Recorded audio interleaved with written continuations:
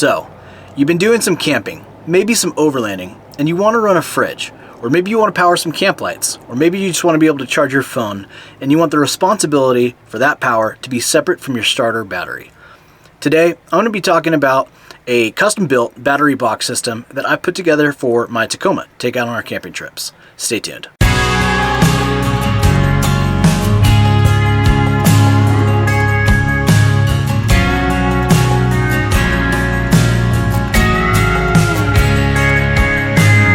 Well, hey everybody, and welcome back. I do want to talk about the battery box system like I mentioned. I know I've been promising that for some time, so we're finally getting to it. I also wanted to provide a quick update. It's been a little while since I've been pushing out these videos, so I just wanted to kind of catch you guys up with what has been going on with me. Been putting a ton of work into the truck. Some of that we're going to talk about today. Been catching up with the business and spending a lot of time with the family. Just a real busy time of year for us, but going forward, we're back on the normal schedule, and I'll be pushing out these videos weekly or bi-weekly, and so I'm really excited to kind of get back to it. We've got our next camping trip scheduled 2 weeks from now, so really excited about that as well. But without further delay, let's get into the battery box build. Okay, so here is the battery box itself. I placed it in the rear of the truck versus the engine bay because I wanted to be able to access it, take it out, make some adjustments. If I ever need to make it portable, I can do that because of the way that I've set it up here. So I'm gonna unstrap this thing. I've got it strapped down with some ratchet straps. So we're gonna take it out real quick, give you guys a look. All right, so I've got it de-strapped, and as you can kind of see here, I've got two solar cables that run in to power this box. It is being powered off of solar right now. I wanted to add these MC4 connections, so that way, like I said, I want to be able to kind of take it out and adjust if I need to. I'm just going to disconnect these guys real quick, and then we've got some other wires in the back that I need to disconnect before I can really move this thing out of place. So I'm just going to disconnect the power and the ground.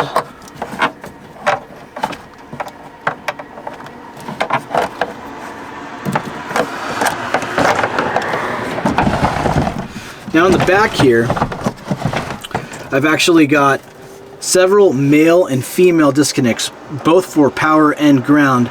And this is actually power going out to the different accessories and functions that I've got hooked up, which I will show you guys in just a bit. But for right now, just so I can get this thing mobile, we're going to disconnect these. So there's no doubt about it. This thing can be portable, but it's extremely heavy, and so it's probably just in case of an emergency situation that I never really carry it around anywhere. So here it is. We've got the battery. As you can see here, I've used a Milwaukee pack-out case for this, just because the shape, the size, the thick plastic that these cases use, it's a little bit pricey for what I'm doing, but I thought it'd be a really good fit to house the battery itself. Now at the front of the battery right here, this is my Renogy Voyager solar charge controller. It offers up to 20 amps for a 12 or 24 volt battery, depending on how much power your solar panel is actually pushing out. My solar panel doesn't push out anything close to that, but it's nice to know that if I needed to double up my solar panels, this could handle it. Right now, at best case scenario, I'm probably getting about 4 to 5 amps of current, and that's on a super sunny day, best conditions ever from my solar panel, which I'll show you guys in a little bit. All right, so let's open this guy up.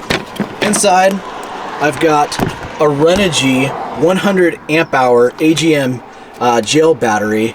Now what I've found is that 100 amp hour is just perfect for what I am looking to do, and that is run the fridge, run some camp lights, charge my camera equipment, phones, all that kind of stuff.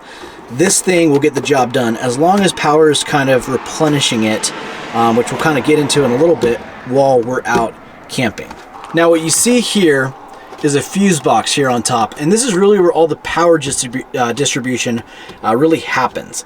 And so I've got a couple fuses in here, and the way I've divvied it up is I've got some 10 gauge wires going into the fuse box, and then either 12 or 14 gauge wires, depending on what I'm powering, coming out of the fuse box. And those are those wires that we saw that we did the disconnects on. So these actually go out and run to some switches, some USB connections, and some 12 volt connections, just depending on what I need powered. So I do just want to take a quick moment and apologize for some of this traffic road noise that we're hearing in the background.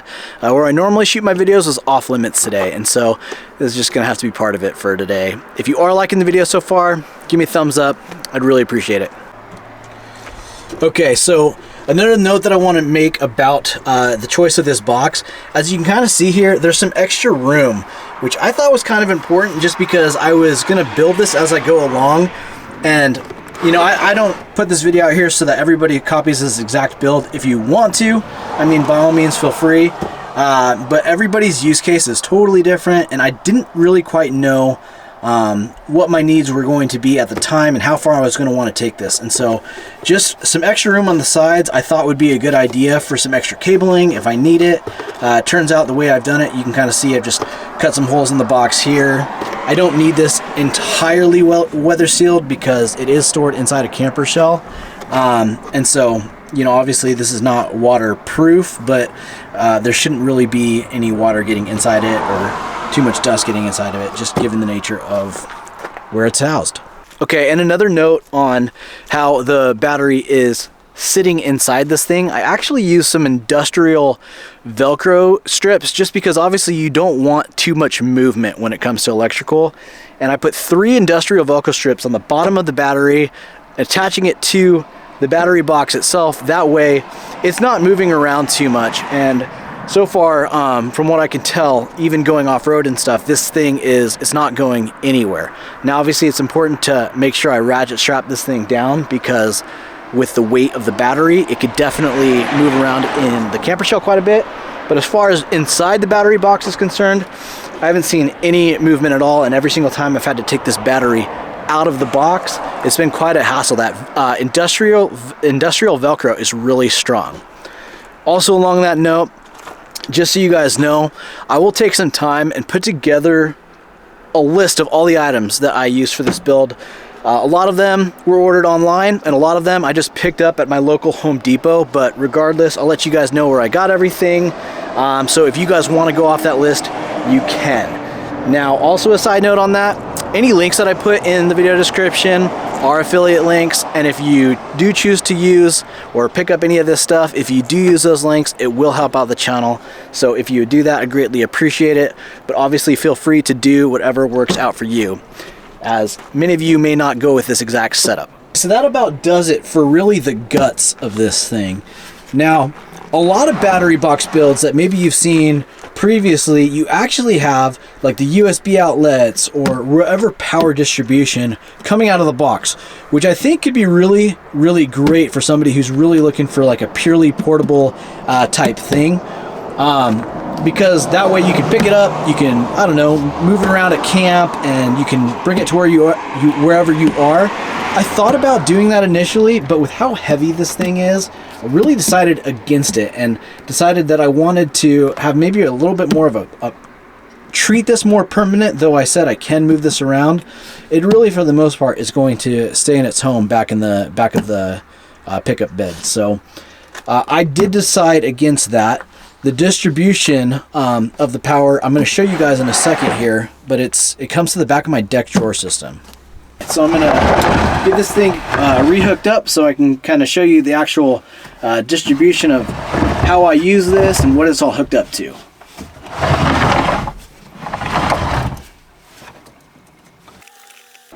Okay, besides strapping this thing back in, it's good to go. Power's now coming back again from the solar panel, and I've got power flowing to my different accessories. So let's give you guys a look at what that looks like.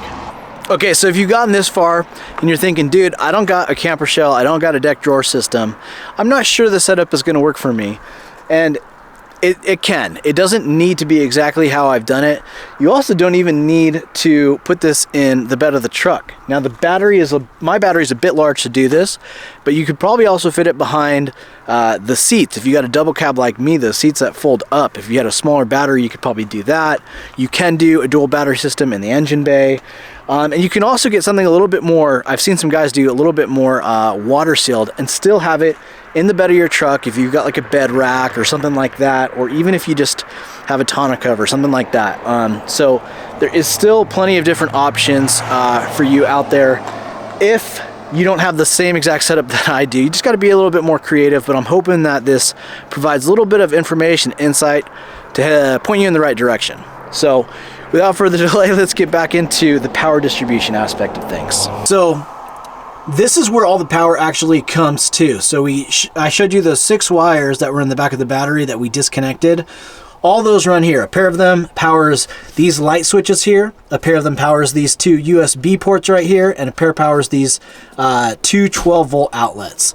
So what I've got on the light switch is a LED light strip that goes over my camper shell tailgate. So I'll turn that on for you guys, give you a look.